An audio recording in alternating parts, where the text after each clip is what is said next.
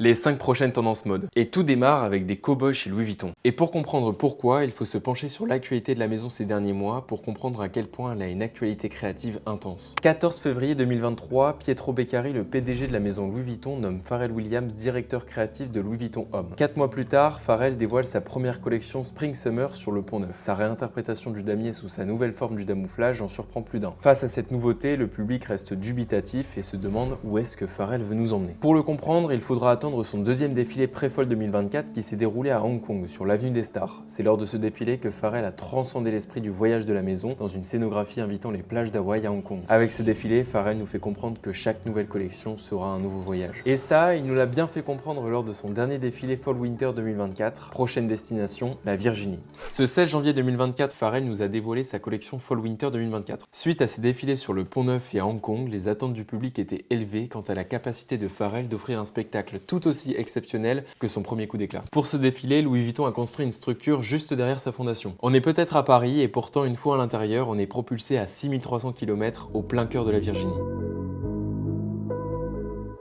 J'ai eu la chance d'être invité à l'after show du lendemain du défilé, merci Laetitia et Philippe, et j'ai pu découvrir la collection en avant-première au même endroit et surtout dans les mêmes conditions qu'au défilé. Les 20 premiers looks de ce défilé rendent hommage aux cultures des tribus natives américaines tout en évoquant la conquête de l'Ouest et la colonisation américaine. On commence avec ce premier look qui reproduit fidèlement les stéréotypes du cowboy. Il arbore un chapeau légèrement incurvé appelé un 10 gallons. Le manteau est une réinterprétation des frog coats, un style de manteau caractéristique des cowboys, reconnu pour sa coupe évasée. Les Santiago, quant à elles, ont été spécialement conçu pour offrir au cow-boy une meilleure prise au sol grâce aux talons, facilitant ainsi la montée et la descente du cheval. Je n'ai jamais vu de cow-boy de ma vie, et pourtant c'est exactement comme ça que je les imagine. Bon ok, il lui manque peut-être un revolver et un cure-dent dans la bouche. Le deuxième look présente plusieurs similitudes avec le premier, notamment avec ce chapeau en cuir noir, la boucle de ceinture imposante et les Santiago. Mais ce qui différencie ce look du premier, c'est ce pantalon en denim avec des chaps intégrées. La coupe est nettement plus ample et ça ajoute une belle touche de modernité au style. Le petit sac à main avec ses franges vient terminer la outfit et faire un joli rappel avec le chapeau. Si je devais choisir entre ces deux looks, je partirais plutôt sur le deuxième. Je le trouve beaucoup plus décomplexé que le premier, moins cliché. Et surtout, la palette de couleurs utilisée sur ce look, entre le bleu émeraude, bleu, noir et blanc, je trouve que c'est un super beau mélange. Dans la seconde partie du défilé, j'ai remarqué plusieurs looks inspirés du workwear, des vêtements de travail tels que des carpenters, et vous connaissez mon amour pour cette pièce, des jackets et même des chaussures qui ont été réinterprétées dans le thème du western. Deux looks ont retenu mon attention. Est-ce que vous vous rappelez de cette petite voiturette qui transportait des malles lors du premier défilé de Pharrell? Et bien ici, on est dans le désert, donc on utilise des brouettes pour déplacer les malles. Dans cet environnement aride, on porte une veste avec de multiples poches pour ranger ses outils. Désert ou pas, les cowboys se protègent du soleil. Et dans le désert, on ne porte pas de LV Trainer, mais des Timberland. Honnêtement, cette collaboration entre Timberland et la maison Louis Vuitton m'a vraiment surpris. Je n'aurais jamais imaginé que ces deux marques puissent sortir une collaboration aussi rapidement, mais je trouve le move très malin au vu de la hype actuelle qu'il y a autour des teams.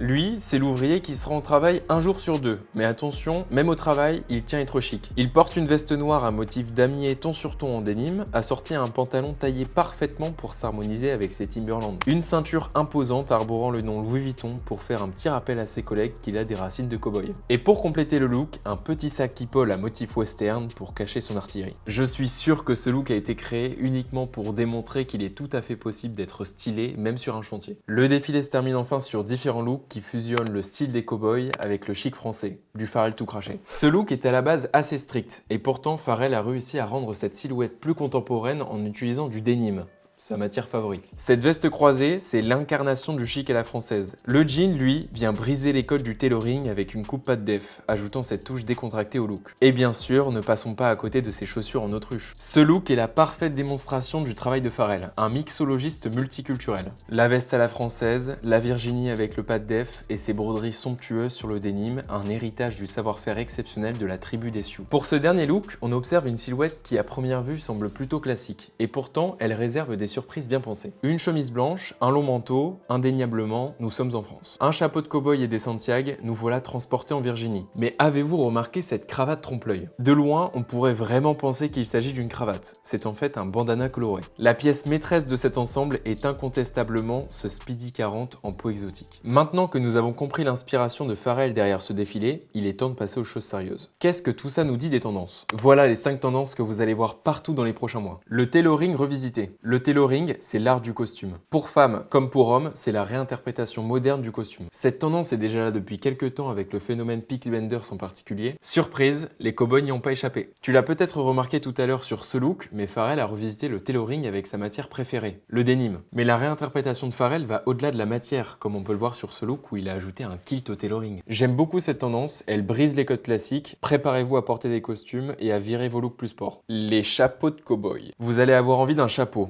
De cow-boy ou pas, en 2024, le chapeau va prendre une place importante. Exactement comme les bobs étaient passés du statut un peu ringard de fan de cyclisme à la tendance ultime grâce à Jacques Mus entre autres. Et tous ceux qui disaient « moi, porter un bob, jamais !» étaient les premiers à en porter. Quand je repense à l'été dernier, les bobs, c'était vraiment l'enfer. On sature, on veut des chapeaux maintenant. Voilà ma prédiction, je prédis des chapeaux de cow-boy partout dans les mois à venir. Vous allez en voir sur vos acteurs préférés, des chanteurs, des rappeurs et même dans vos séries. Les stylistes qui s'occupent de looker et de démocratiser les tendances vont se jeter dessus. Est-ce que j'en porterai un à la rentrée prochaine ? Pourquoi pas? Les Santiago. On en voit déjà parfois, et quand on en voit, faut bien reconnaître qu'on s'en moque. Ça va aussi avec les personnalités excentriques, fans de Johnny ou fans de Elvis Presley, mais ça va aussi dans la panoplie des filles aussi excentriques que vulgaires. Je m'arrête là. Eh bien, c'est fini. Prépare-toi à en voir partout et à vibrer au rythme des talons de ta collègue Stéphanie qui va faire chier tout l'open space au bruit de ses pas pour aller à la photocopieuse. Terminez le quinoa, Stéphanie. À midi, elle va manger chez Buffalo Grill et elle prépare son permis moto. Tout ça pour dire que les Santiago vont beaucoup se démocratiser.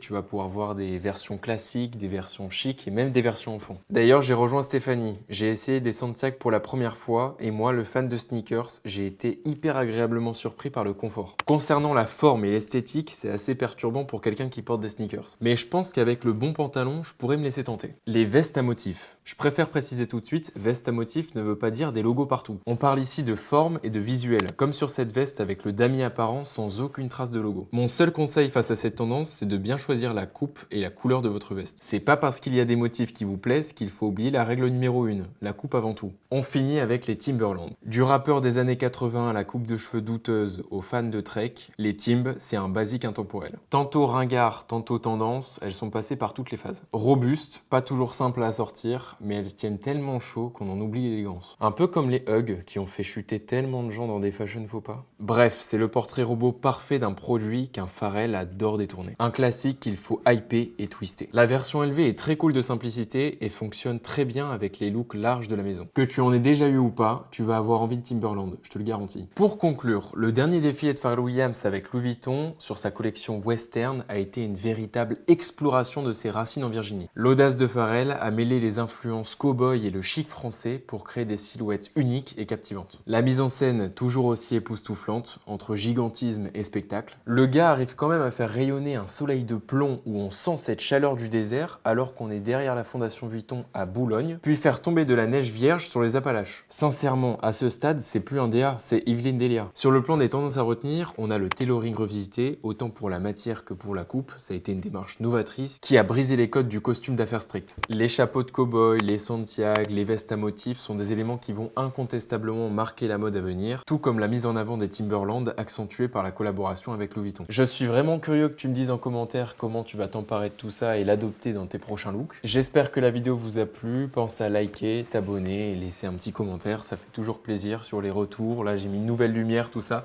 Bref, moi je vous laisse, je vous fais des gros bisous et à la semaine prochaine.